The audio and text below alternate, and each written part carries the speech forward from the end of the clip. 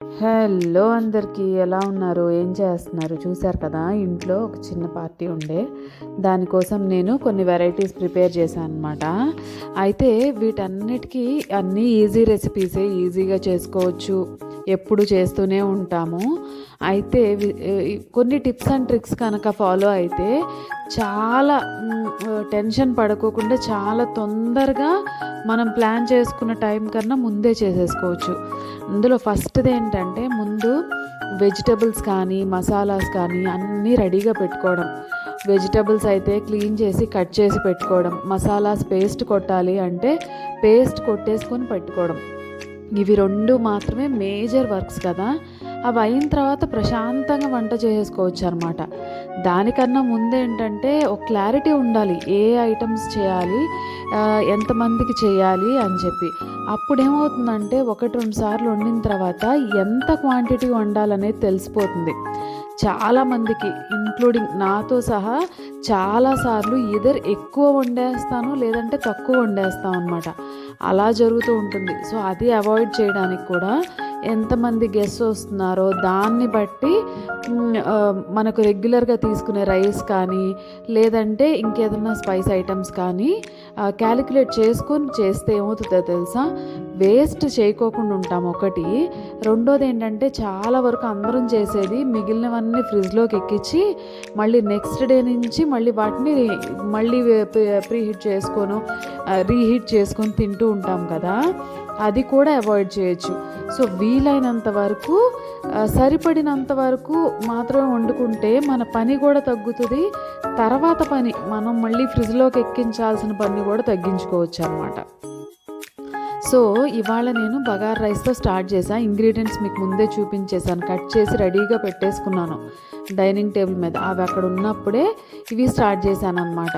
So first ఏం చేశానంటే, నెయ్యి వేసుకొని ఆయిల్ వేసుకొని జీడిపప్పుతో పాటు ఉల్లిపాయలు, పచ్చిమిర్చి, dry biryani masalas, ginger garlic paste ఇవన్నీ వేయించుకున్న తర్వాత కొత్తిమీర, పుదీనా, పచ్చిమిర్చి కూడా యాడ్ చేసుకొని బియ్యం యాడ్ చేసేసాను, కొలతకు సరిపడా కడిగిన బియ్యాన్ని.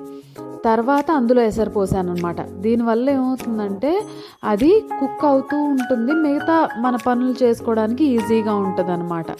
సో మ్యాక్సిమం అది 15-20 మినిట్స్ పడుతుంది కదా కుకింగ్ స్టార్ట్ అయ్యాక.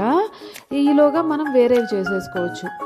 ఆనియన్స్ కట్ చేసి పెట్టుకుంటే రైతా రెడీ చేసుకోవచ్చు, లేదు ఫ్రై ఐటమ్ చేయాలన్నా, లేకపోతే ఇంకొక కర్రీ మళ్ళీ రెడీ చేయాలి వండుకోవాలన్నా కూడా ఈజీగా చేసేసుకోవచ్చు అనమాట. సో అది నేను చూసారు కదా, ఫస్ట్ మొత్తం ఆల్మోస్ట్ కుకింగ్ అయిపోయింది. సాల్ట్ కూడా యాడ్ చేసిన తర్వాత దాన్ని వేరే స్టవ్ పైన పెట్టేసుకున్నాను. తర్వాత ఇంకొక రెసిపీకి చూసారు కదా, ఆనియన్స్, పచ్చిమిర్చి రెండే ఇంగ్రీడియంట్స్, వీటిని ఆయిల్లో యాడ్ చేసేసాను అనమాట. దాంతోపాటే తరిగి పెట్టుకున్న కొత్తిమీర, పుదీనా మంచిగా వాష్ చేసుకొని అది కూడా యాడ్ చేసేసాను. ఇవన్నీ మగ్గిపోయిన తర్వాత స్టవ్ ఆఫ్ చేసి పక్కన పెట్టేశాను అనమాట. వాటిని చల్లారటానికి మిక్సీ పట్టేశాను తర్వాత.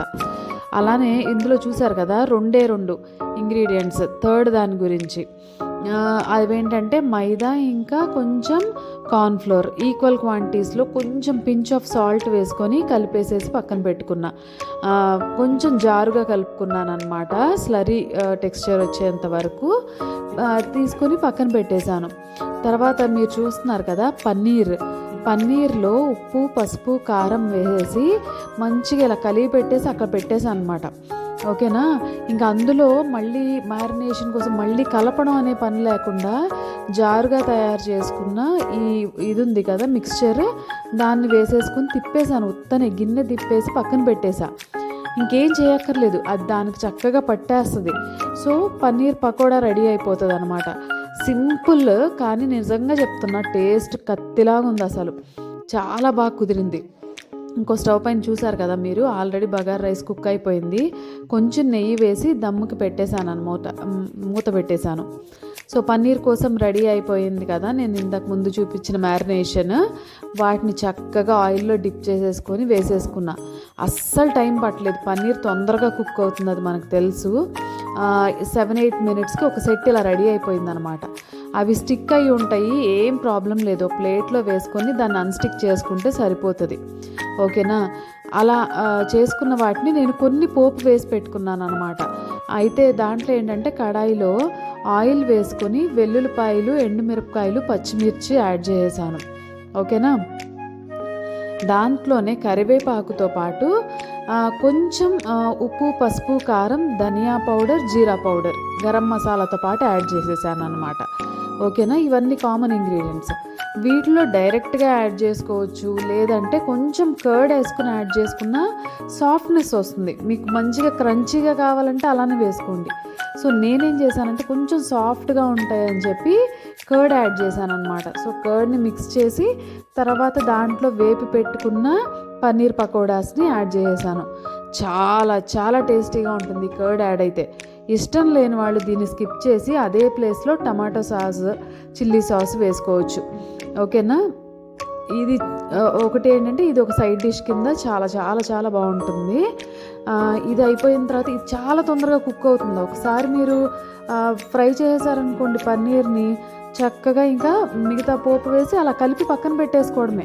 ఎక్కువ తక్కువ కర్డ్ ఉన్నా సరే అది చక్కగా పన్నీర్ పీల్ చేసుకుంటుంది. దాని టెక్స్చర్ బాగుంటుంది, టేస్ట్ సూపర్గా ఉంటుంది. ఓకేనా. తర్వాత ఇంకో కడాయి తీసుకున్నాను. దాంట్లో ఇంతకుముందు మీరు చూసారు కదా పేస్ట్, ఆనియన్స్, పచ్చిమిర్చి, దాంతోపాటు కొత్తిమీర, పుదీనా, గ్రీన్ పేస్ట్ అనమాట. ఆ పేస్ట్ యాడ్ చేసుకున్నాను ఆయిల్ వేసుకొని. దాంట్లోనే ఉప్పు, పసుపు యాడ్ చేసేసి శుభ్రంగా మగ్గిచ్చేసాను అనమాట. ఓకేనా. ఒక 2 minutes మగ్గిన తర్వాత దాంట్లో కారం యాడ్ చేసుకున్నాను. కారం యాడ్ చేసుకుంటే మీ రిక్వైర్మెంట్ని బట్టి యాడ్ చేసుకోవాలి. కొంతమంది పచ్చిమిర్చి ఎక్కువ వేసుకుంటే కారం కంప్లీట్గా స్కిప్ చేయొచ్చు. ఓకేనా. సో నేనేం చేశానంటే సగం సగం వేసుకున్నాను. దాంట్లోనే గరం మసాలా, దాంతోపాటు కసూరి మేతి వేసేసుకున్నాను అనమాట. ఇంకా ఫ్లేవర్ని పెంచడానికి కర్డ్ వేసుకున్నాను. చూసారు కదా, ఈ కర్డ్ ముందే నేను బీట్ చేసి పక్కన పెట్టుకున్నా.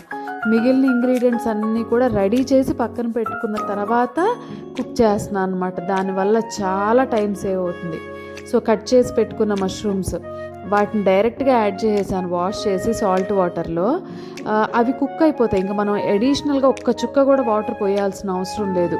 వాటర్ పోస్తే మరీ జారుగా అయిపోతుంది. ఇలానే ఉంచేసి కుక్ అయిన తర్వాత కొంచెం బటర్ వేసుకొని తింపండి. అన్ని వెరైటీస్